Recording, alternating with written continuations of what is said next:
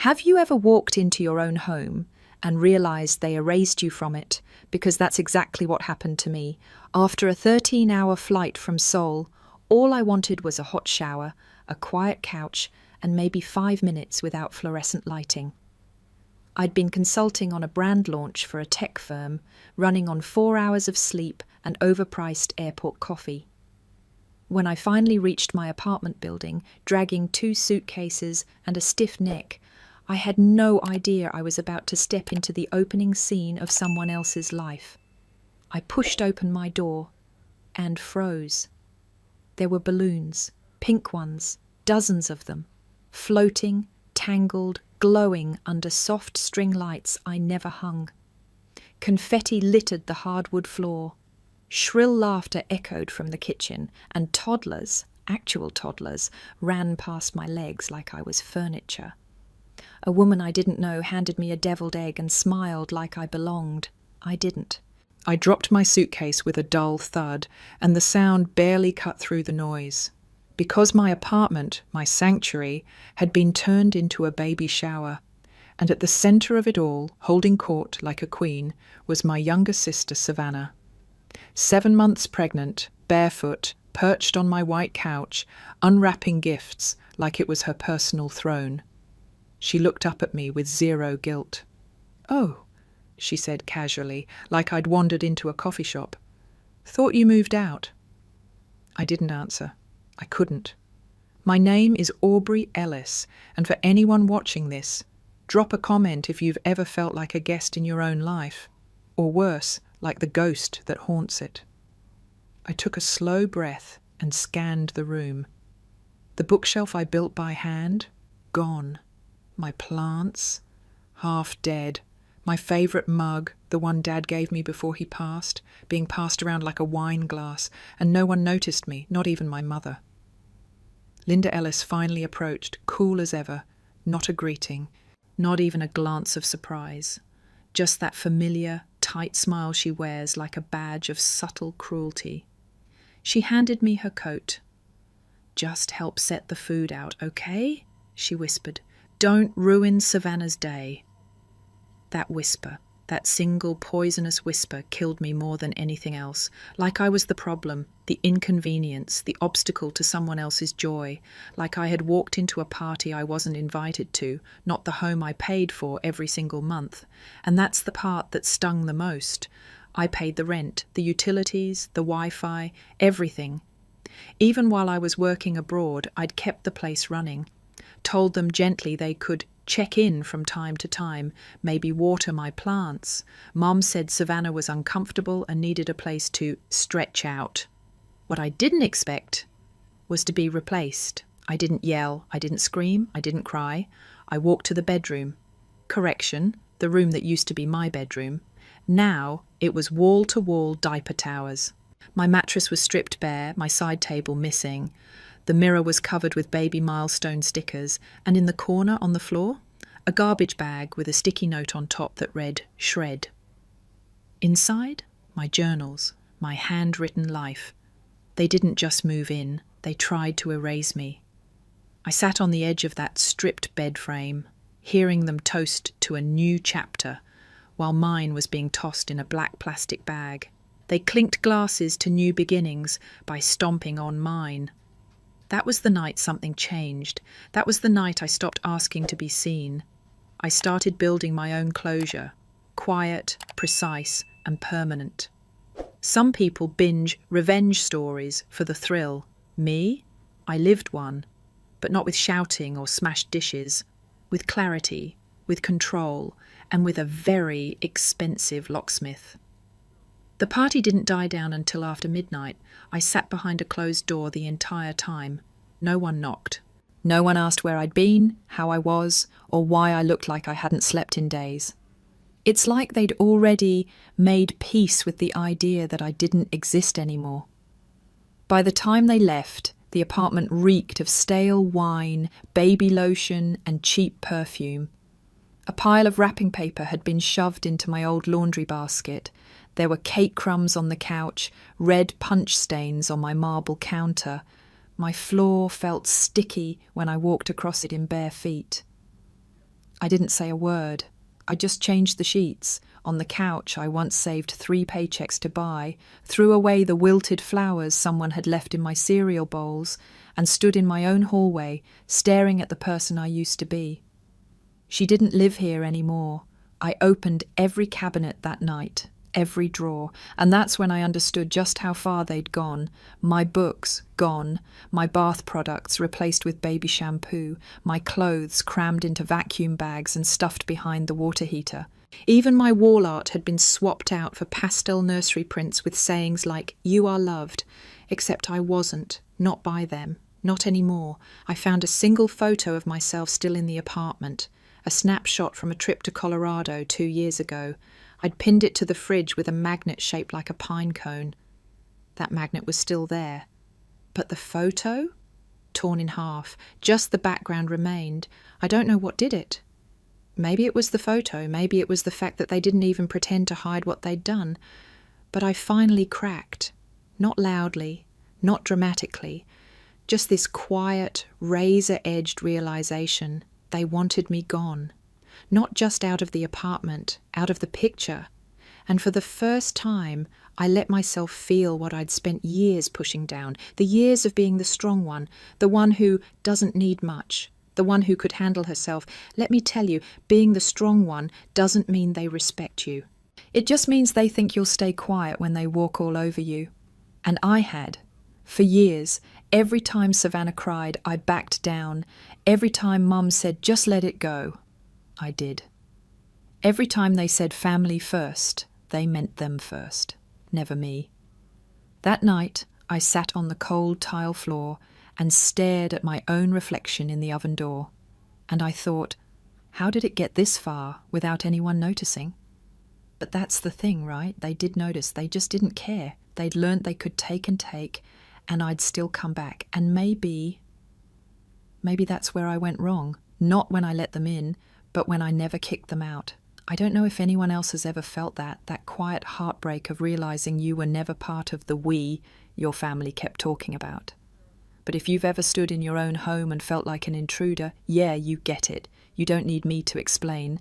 If that hits something in you, feel free to tell me about it. Or just drop a single word. Same. I'll know what it means. Anyway, I didn't sleep that night. I couldn't. I watched the security cam on my phone just to be sure no one tried to come back. I checked the rental portal to confirm my name was still the only one on the lease. I opened my bank app and stared at the rent I'd paid the week before. $2,960. Paid on time. From Seoul. While they threw a party with 40 strangers, I could have called them that night, demanded an explanation, demanded an apology, but I didn't want their excuses. I wanted my space back, and I wanted my dignity back more than I wanted their approval. So I sat at the kitchen counter, pulled out a notepad, and started writing down everything I'd need to undo the damage. Step 1, locksmith. Step 2, deep clean. Step 3, go through every drawer, every shelf, every surface, and reclaim it. I didn't cry, not because I wasn't hurting, but because I was finally awake. And that clarity, it felt a little like power. The locksmith came the next afternoon. He was in and out in under 30 minutes. Didn't ask questions, didn't offer small talk, just handed me 2 new keys and said, "You're all set, ma'am." And just like that, the door they used to walk through like it belonged to them was no longer theirs. The silence afterward was so loud. I stood by the window for a while, key still in my hand, waiting for some kind of emotional flood. Regret, guilt, fear. But none of it came. All I felt was a strange, unfamiliar stillness, and under that stillness, a spark. I boxed up everything that wasn't mine, every pink throw pillow, every baby bottle warmer, every pastel onesie and wicker bassinet. All the decorations they'd so proudly posted on social media. I stacked it all outside the door, neatly, intentionally, like a return of stolen property. Then I grabbed my phone and typed a single sentence into the family group chat. "The apartment is no longer available for use. Please collect your items from the hallway. Do not re-enter. I'm serious. That was it. No explanation, no apology, no warm and fuzzy sign-off, just a line in the sand. Within 30 seconds, my phone lit up like a Vegas strip. Savannah. Wait, what? Are you okay? Mum. Aubrey, don't do this. Your sister is pregnant. Dad, this isn't the way to handle things. Savannah again. You can't just throw our stuff out like trash. And then the classic. Mum. I raised you better than this. I actually laughed at that one, because no, she didn't. She raised me to stay quiet, to be the helper, the fixer, the one who moves over, makes room, says it's fine, even when it's not. She raised me to carry guilt like it was love, but this was me unlearning all of that, one lock, one line, one box of baby clothes at a time. And still, as the hours passed, a part of me wondered, would they get it? Would they understand this wasn't about furniture or schedules or party etiquette? Would they finally see the truth that they had erased me and expected me to thank them for it? They didn't. 2 days later, they came back. I was in the kitchen cleaning out the fridge when the banging started. First soft knocks, then louder, then fists, voices, multiple, familiar. Savannah's fiancé yelling, "Just open the door already!" My mother's tight, practiced voice.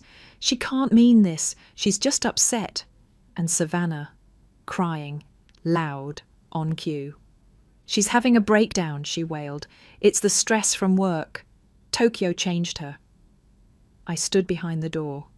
I didn't say a word. Just watched through the peephole as the people who had treated me like a ghost now stood there, angry that I refused to disappear quietly. I didn't open the door.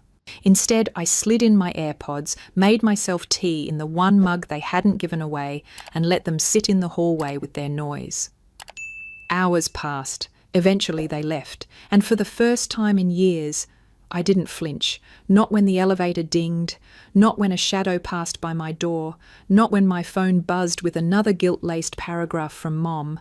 That night, I slept with my phone on silent and my bedroom door open, just because I could. It's wild, isn't it? How the tiniest reclaiming, like changing a lock, can feel like kicking down a fortress from the inside. But here's what they never understood. I wasn't just shutting them out of my apartment. I was shutting them out of that old dynamic, the one where I didn't matter, where I made myself small so others could feel big. That door wasn't just steel and a deadbolt. It was a boundary, a new rule. A declaration: if you treat me like I'm disposable, you don't get access to the parts of me that are permanent. And yeah, maybe they'll never understand that. Maybe they'll keep painting me as the bitter daughter, the dramatic sister, the one who changed and forgot her roots. But I didn't forget. I remembered everything. Every skipped birthday, every backhanded compliment, every time I gave up space, sleep, peace, because someone else needed it more. Not anymore. Not in this home, not in this lifetime. I didn't block their numbers. Not yet. I wanted them to feel the silence, the new distance, the vacuum they created when they treated me like a placeholder instead of a person. And while they scrambled to make sense of what was happening, I stayed busy. Because silence only feels like revenge if you're also building something behind it. First thing I did, I called my landlord. "Hi, this is Aubrey Ellis, Unit 19D, I said. "Has anyone submitted a tenant change form or sublease request?" Pause, typing. Then, "Nope, you're still the sole leaseholder." Perfect. "Just one more question," I added. "Can I change the locks if I'm still the leaseholder and rent's paid?" He chuckled. "You can redecorate the whole place if you want. It's your name on the lease." I hung up and exhaled slowly. Okay. No grey area, no loopholes, no "but she's pregnant" excuses. This space was legally, financially, and emotionally mine. That night, I opened the drawer where I kept my important documents. Birth certificate, passport, emergency contacts. And at the very bottom, still sealed in its original envelope, was the cashier's check my dad left me the day he died, $48,000. I hadn't touched it in 9 years. At the funeral, when people kept saying, "He was so proud of you," Mum leaned over and whispered, "Put that away. Don't do something reckless with it, like rent an apartment you don't need." I was 26. And right then I knew no matter how many degrees I earned, how many jobs I held, or how far I flew, she'd always see me as a girl who needed managing. But I wasn't a girl anymore, and I didn't need permission to spend my own damn money. So I made a list, a real one, not a revenge fantasy, just steps, strategic, focused. Step 1. Hire a professional cleaning crew, not just a scrub. It needed to feel like their energy never touched the walls. Step 2. Replace the couch, the rug, the dishes they gave away like party favours. Step 3. Hang art again, my art, not the live, laugh, love garbage they left behind. Step 4. Reclaim the smell. I lit the jasmine candle I used to burn every Sunday morning before they turned this home into a daycare. By the next morning it felt different, quieter, clearer, like I'd removed a splinter that had been stuck under my skin for years. Then came the boldest step. I called a real estate agent, not to leave, to buy. Turns out the entire unit below mine had just gone up for sale. 3 bedrooms, 2 entrances, open layout, hardwood floors. It was perfect. A little expensive, sure. But I had savings, and I had that check. And more importantly, I had something to prove, but not to them, to myself. I signed the paperwork within 24 hours. No fanfare, no big announcement. I moved in quietly, repainted the walls myself, and didn't tell a soul. And the old unit, the one they used like a community centre without rent or respect, I listed it as a corporate rental for visiting executives, strict policies, professional contracts, $4,800 a month, non-negotiable. Within the week, a biotech firm signed a 6-month lease. And just like that, the home they tried to claim became a space they could never touch again. But I wasn't done. Because revenge for me was never about rage, it was about reinforcement. I opened a new LLC, named it after my grandmother. She was the only one who ever told me I deserved my own room, my own lock, my own future. Now the rental income would be protected, legally separate. Nobody could call the building and cause trouble because my name wouldn't even come up. And then I took it one step further. I hired a luxury staging company, not for showings, for a photo shoot. They brought in lush velvet chairs, gold-framed artwork, vintage books stacked like altars. A handwritten note sat on the entry table. "Welcome to your sanctuary. You are safe here." And when I posted the photos online, I didn't tag anyone. Didn't say a word about what had happened, just a caption. She reclaimed her space and never looked back. But I knew my mother would see it. She follows me from a fake account, @blessednana9time56, as if I don't know it's her. It took exactly 46 minutes before I got the first message. "So you're just renting it out like a hotel now, after all we did?" Then from Savannah, "Seriously? You're profiting off the space we made beautiful?" I didn't respond, not out of pettiness. But because I finally understood something, you don't owe a response to people who only show up when you set a boundary. I had reclaimed my apartment, my name, my peace, and my silence. That was just the beginning. I didn't expect the letter. Thick off-white envelope, no return address, my name printed on the front in Times New Roman, like someone tried to make it look official with a Microsoft Word template. Inside, a typed notice claiming I had unlawfully removed personal property, violated a verbal lease agreement, and owed the Daniels family access to the apartment immediately. It even came with a list of items they were requesting be returned. Let me be clear. These were the same items they left behind after throwing an unauthorized baby shower in my home, the same things I'd boxed up and donated after they ignored my boundaries, twice, and now they were demanding them back like I stole something? No, absolutely not. At first I wanted to rip it up, burn it, laugh in their faces, but then I felt something else, pity, because this wasn't power, it was desperation. The pathetic kind that shows up dressed like legal authority, hoping you'll flinch. So I didn't flinch. Instead, I sent a scanned copy of the notice to my lawyer, Jasmine, the same woman helping me finalize the LLC for the rental unit. She called me 30 minutes later, half laughing. "This isn't even close to legal," she said. "They literally used the wrong statute number." I nodded, sipping my coffee. "Can we respond?" "Oh, we will," she said. "But first, let's make sure they can't touch anything going forward." By the next day, the LLC was finalized. The deed to the unit below was officially filed under it. I wasn't just the legal owner anymore, I was legally unreachable. My name wouldn't show up on lease lookups, wouldn't be attached to rental agreements, wouldn't be on anything they could weaponize against me. They could scream, but there'd be no echo. They could knock, but no one would answer, because I'd made myself invisible to their control. But they weren't done. That weekend, my building manager forwarded me a complaint. "Hey, Miss Ellis, we got a noise report about people loitering in the hallway outside 19D. I knew before I even checked the footage.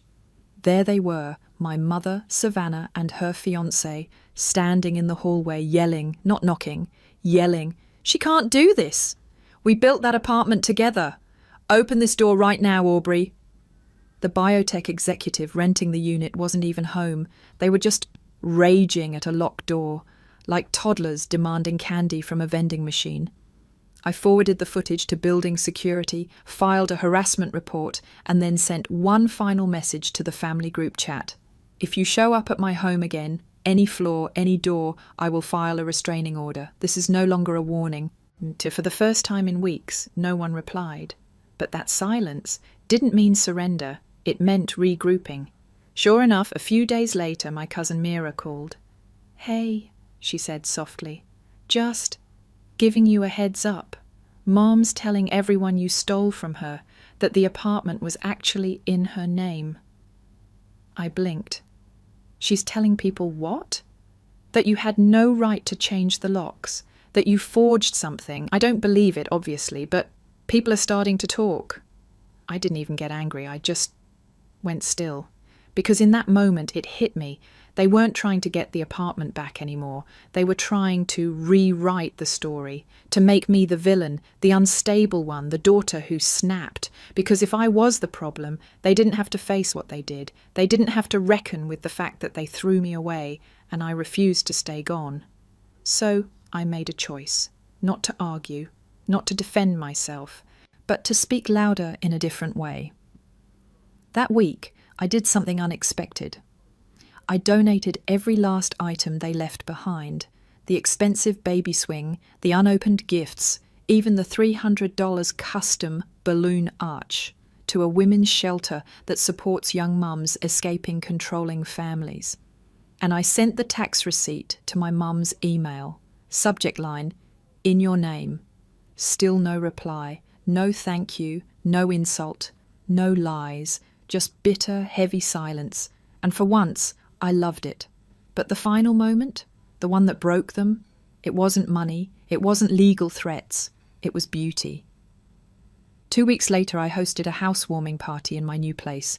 15 guests, soft jazz, candlelight, no drama, just people who didn't need me to explain myself or shrink to fit their comfort. That night, my building manager texted me, "Hey, your mum and sister just tried to come up, said they were invited. I told them to leave." I stared at the message, then replied, "Thank you, they weren't." And I raised my glass to the skyline, to peace, to space, to finally being unreachable. 3 weeks passed, and for the first time in years, I slept like stone. Not because everything was perfect, but because no one was storming into my space, no one was standing at my door, no one was tossing my boundaries around like confetti, no one was stealing my peace just because they were louder. The silence wasn't empty anymore, it felt earned. I no longer flinched when the elevator dinged. I stopped checking the peephole reflexively. I didn't brace myself when my phone lit up. That fear, the one that had curled itself into my spine like a parasite, was gone. I'd done the unthinkable. I chose myself over them. And I didn't crumble, but I knew my mother. I knew silence from her didn't mean surrender, it meant calculation. Sure enough, one afternoon I got another envelope, no return address, thick paper, my name again in that same rigid typeface. Inside, another official-looking letter, fake legal language. This one accused me of withholding personal property of sentimental value. Included once again was a list of items they wanted returned, including things I had already donated to a shelter. I didn't cry. I didn't call. I simply forwarded it to Jasmine, my attorney, and then moved on with my day, because I had something better than revenge now. I had distance, I had documentation, and I had something they never expected: structure. The LLC shielded me. The contracts protected me. The real estate was mine. They could keep rewriting the story however they wanted, but they couldn't edit the facts. The next Sunday, I did something I'd been putting off. I drove to my mother's house, not to talk, not to fight, to leave something behind. A box, simple, tied with black ribbon. Inside, the pink guest book from the baby shower. But I'd made one small change. I had the pages rebound in leather. On the inside cover, I wrote, "For every time you tried to erase me from my own life, here's a keepsake of the last day you ever succeeded. I didn't ring the bell. I didn't knock. I just left it on her porch like ashes." When I got back to my building, my front desk manager waved me down. "Miss Ellis, that woman you flagged in the system, she showed up again." He pulled up the hallway footage. There she was, my mother, standing in front of the elevator, holding the guest book like it was on fire, eyes glassy, shoulders stiff, mouth trembling like she wanted to say something, but didn't. She didn't ask to be let in. She didn't cause a scene. She just stood there, then turned and walked out the front door. No rage, no speech, no blame, just gone. And that's when I knew it was over, because for once she wasn't trying to control me. She was facing the reality that she no longer could. The girl she used to manage didn't live there anymore. Only the woman who rebuilt the ruins into something holy. That night, I stood barefoot on my balcony, wine in hand, the skyline flickering beneath me like quiet applause. No Instagram post, no cryptic captions, no shade, just peace. People always say closure is a conversation, that someone apologizes, finally sees your side, maybe even cries and says, "I was wrong." But here's what I've learned. Closure isn't granted, it's built. Brick by painful brick, sometimes out of the very things they threw at you. That spring, I hosted my first tenant appreciation brunch in the downstairs unit, the one they once used as their free event hall. Now it belonged to Alicia, a young woman with a toddler son.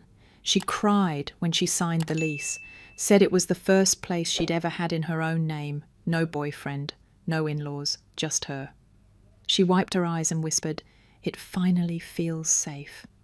And I smiled, because in a way that had been me too, years ago, just without anyone to hand me the key, so I handed her one, and quietly walked her through the apartment, showed her the windowsill I used to sit on back when I was younger, when the yelling in my family got too loud and I'd disappear into books. She touched the ledge and said, "You ever miss it?" And I said, without hesitation, "No, but I'm grateful for what it taught me." A few weeks later, I got one last message, a photo from Savannah. Her standing in front of Mom's old house, baby on her hip. Caption, "Guess who's moving in? Come by sometime. Your niece asks about you." For a split second, my heart clenched, not because I missed her, but because some part of me still wanted to be missed back. That's the curse of being the strong one. You're allowed to survive, but never allowed to be soft. I sat with that feeling, let it rise, let it pass.